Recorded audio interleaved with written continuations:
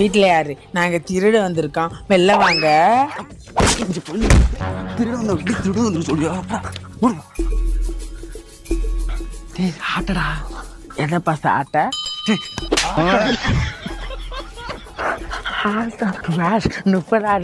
பெரிய திருட்டுப்பா. யாரோ இருக்க மாதிரி இருக்குப்பா.